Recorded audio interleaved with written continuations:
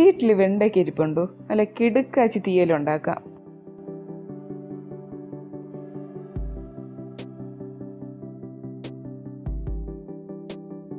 ഒരു പാത്രം എടുത്ത് വയ്ക്കുക. അതിലേക്ക് ഒരു 1/2 ടീസ്പൂൺ വെളിച്ചെണ്ണ ഒഴിച്ചു കൊടുക്കുക.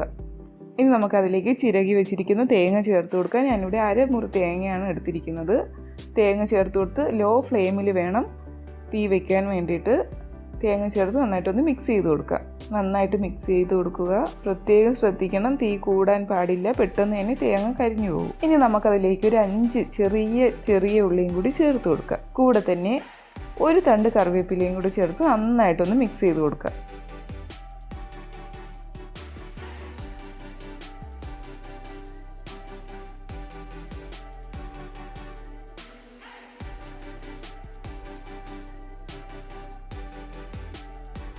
ഇപ്പോൾ ഇവിടെ തേങ്ങയൊക്കെ ഒരു പകുതിയോളം മൂത്ത് വന്നിട്ടുണ്ട്. ഇനി നമുക്കതിലേക്ക് പുളി ചേർത്ത് കൊടുക്കാം. ഞാനൊരു ചെറിയ നെല്ലിക്ക വലിപ്പത്തിലുള്ള പുളിയാണ് എടുത്തിരിക്കുന്നത്. പിന്നെ നിങ്ങളൊരു കാര്യം പ്രത്യേകം ശ്രദ്ധിക്കണം, നമ്മൾ കടയിൽ നിന്നൊക്കെ വാങ്ങുന്ന പുളിയാണെങ്കിൽ അതിനകത്ത് ഒരുപാട് വേസ്റ്റ് കാണും. അപ്പോൾ നിങ്ങൾ എന്ത് ചെയ്യണം, അത് വെള്ളത്തിലിട്ട് കുതിർത്ത് അതിൻ്റെ വെള്ളം മാത്രമേ ചേർത്ത് കൊടുക്കാവൂ. ഇതിപ്പോൾ ഞാൻ എൻ്റെ വീട്ടിൽ ഉണ്ടായ പുളിയാണ്, അതുകൊണ്ടാണ് ഞാൻ അതുപോലെ തന്നെ ചേർത്ത് കൊടുത്തത്. ഇനി നമുക്കതിലേക്ക് ആവശ്യത്തിന് മസാലപ്പൊടികളൊക്കെ ചേർത്ത് കൊടുക്കാം. ഞാനിവിടെ 1.5 ടീസ്പൂൺ മുളക് പൊടിയാണ് എടുത്തിരിക്കുന്നത്. കാശ്മീരി മുളക് പൊടിയാണ് എടുത്തിരിക്കുന്നത്. അതിലേക്ക് നമുക്ക് കുറച്ച് മല്ലിപ്പൊടി ചേർത്ത് കൊടുക്കാം. മല്ലിപ്പൊടി 1 ടീസ്പൂൺ മല്ലിപ്പൊടി ചേർത്ത് കൊടുക്കുക. കൂടെ തന്നെ 1/2 ടീസ്പൂൺ മഞ്ഞൾപ്പൊടി ചേർത്ത് കൊടുക്കുക. ഒരു മണത്തിനൊക്കെ വേണ്ടിയിട്ട് 2 നുള്ളു പെരിഞ്ചീരകവും ഒരു 5 അല്ലി കുരുമുളകും കൂടി ചേർത്ത് കൊടുക്കുക. ഇപ്പോൾ കുരുമുളക് പൊടിയാണ് വീട്ടിലുണ്ടെങ്കിൽ 1/4 ടീസ്പൂൺ കുരുമുളക് പൊടി ചേർത്ത് കൊടുത്താൽ മതി. ഇനി നമുക്കിതെല്ലാം കൂടി നന്നായിട്ടൊന്ന് മിക്സ് ചെയ്തെടുക്കാം. ഇനി ഇത് ഒരുപാട് നേരം മിക്സ് ചെയ്യേണ്ട ആവശ്യമൊന്നുമില്ല. ഒരു 1-2 മിനിറ്റ് മിക്സ് ചെയ്ത് കൊടുത്താൽ മതിയാകും. ഇനി നമുക്ക് നന്നായിട്ടൊന്ന് അരച്ചെടുക്കാം.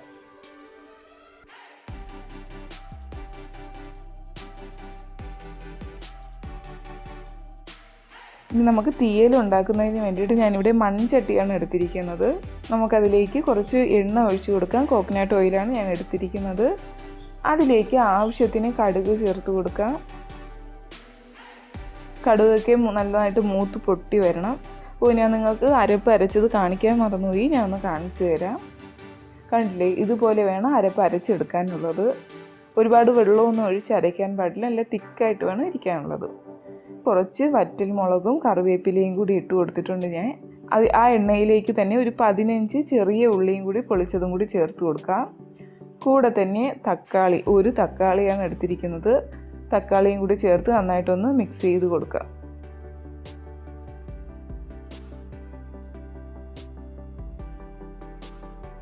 നന്നായിട്ട് മിക്സ് ചെയ്ത് കൊടുക്കുക. തക്കാളിയും ചെറിയ ഉള്ളിയൊക്കെ നന്നായിട്ടൊന്ന് വഴണ്ട് വരണം.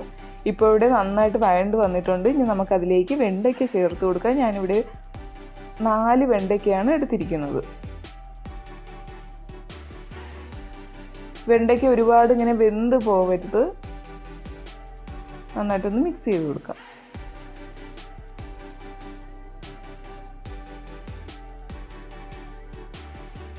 ഇനി നമുക്കതിലേക്ക് അരപ്പ് ചേർത്ത് കൊടുക്കാം. അരപ്പും കൂടി ചേർത്ത് നന്നായിട്ടൊന്ന് മിക്സ് ചെയ്തെടുക്കാം.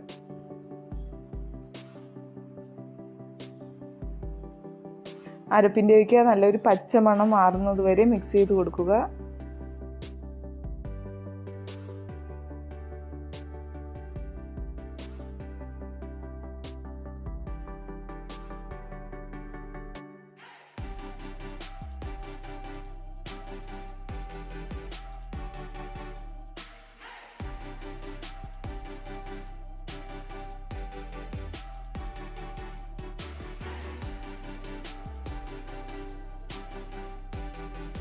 ഇപ്പോൾ ഇവിടെ അരപ്പിൻ്റെ പച്ചമണമൊക്കെ മാറി വന്നിട്ടുണ്ട്. ഇനി നമുക്കതിലേക്ക് ആവശ്യത്തിന് ഉപ്പ് ചേർത്ത് കൊടുക്കാം.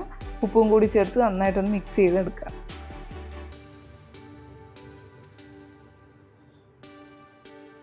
ഇനി നമുക്കതിലേക്ക് ആവശ്യത്തിന് വെള്ളം ഒഴിച്ചു കൊടുക്കാം.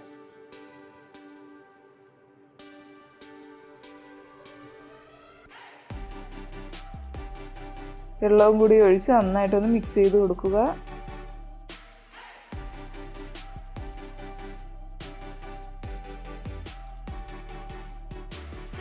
നമ്മൾ ഈ മൺചട്ടിയിലേക്ക് കറി വയ്ക്കുമ്പോൾ അതിനൊക്കെ ഒരു പ്രത്യേക ടേസ്റ്റാണ്.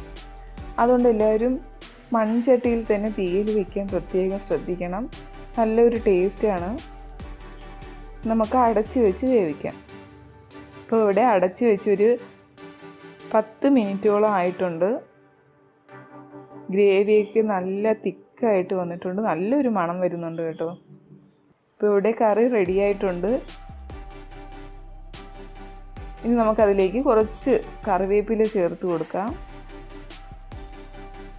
ഈ തീയൽ മാത്രം മതി, നമുക്ക് ഒരു പാത്രം ചോറ് വരെ കഴിക്കാം. അത്രയ്ക്ക് ടേസ്റ്റാണ്. ചോറിൻ്റെ കൂടെ ഇപ്പോൾ മാത്രമല്ല, നമുക്ക് അപ്പം, ചപ്പാത്തി, ദോശ, അതിൻ്റെ കൂടെയൊക്കെ നല്ല ബെസ്റ്റ് കോമ്പിനേഷനാണ്. എല്ലാവരും തീർച്ചയായിട്ടും തയ്യാറാക്കി നോക്കണം. ഇഷ്ടമായെങ്കിൽ കമൻറ്റ് ചെയ്യുക, ലൈക്ക് ചെയ്യുക, സബ്സ്ക്രൈബ് ചെയ്യുക, ഈ വീഡിയോ ഒന്ന് ഷെയർ ചെയ്യുക.